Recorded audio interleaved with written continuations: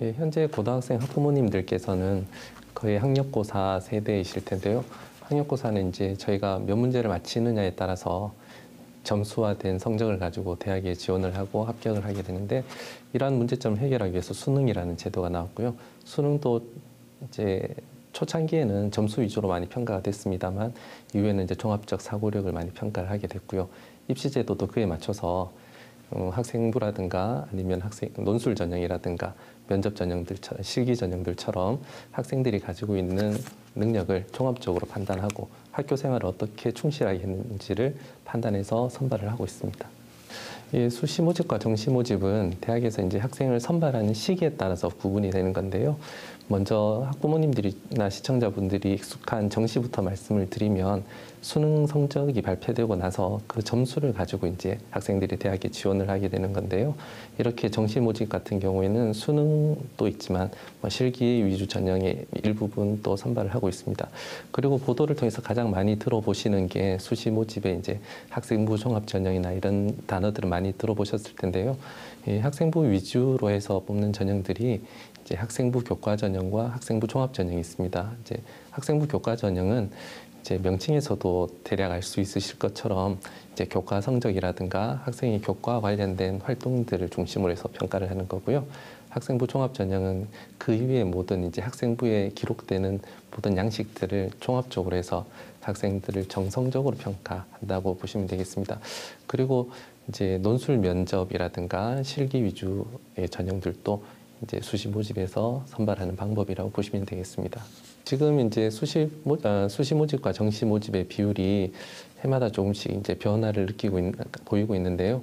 정시 모집이 지금은 이제 23%에서 대략 20% 정도를 선발을 하고 있습니다. 이제 정시 비중이 좀 줄어드는 이유는 아무래도 이제 우리가 뭐 수능 한 방이다라는 이런 속된 속칭을 쓰기도 하는데요.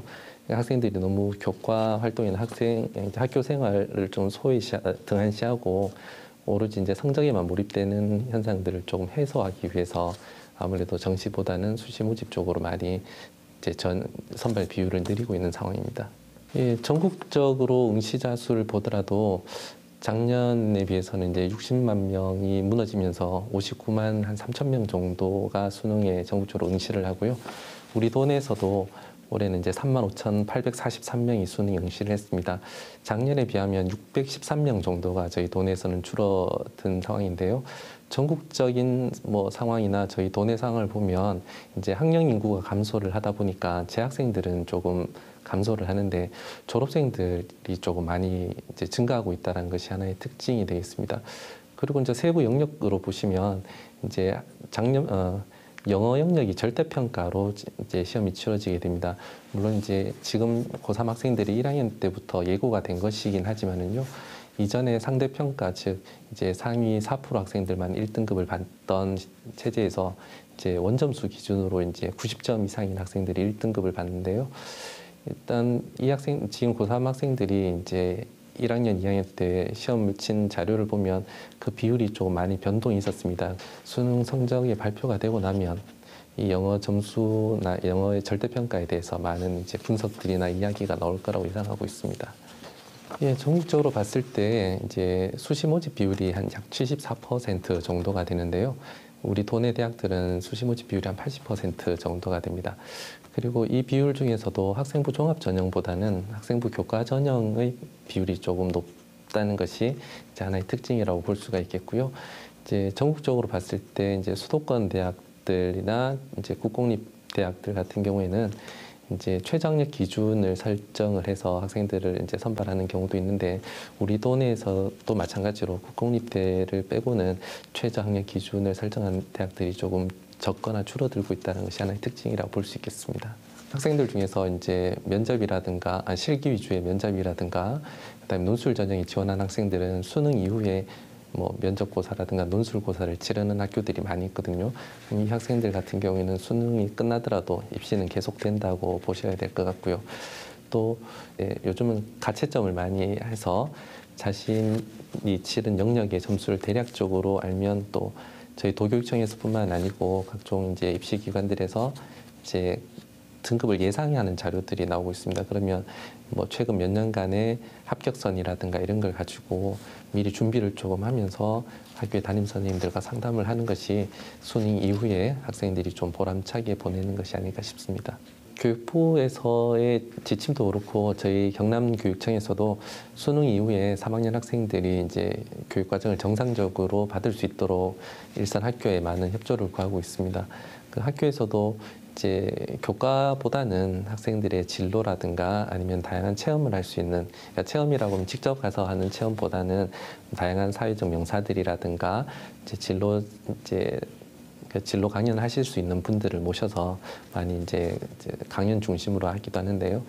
그리고 이제 공부 스트레스에서 좀 많이 벗어나다 보니까 학생들은 자연스럽게 조금 일탈을 좀 꿈꾸고 시도할 수밖에 없는데, 학교에 저희가 이제 많이 그런 생활 지도 부분에 대해서도 많이 협조를 구하고 있고요.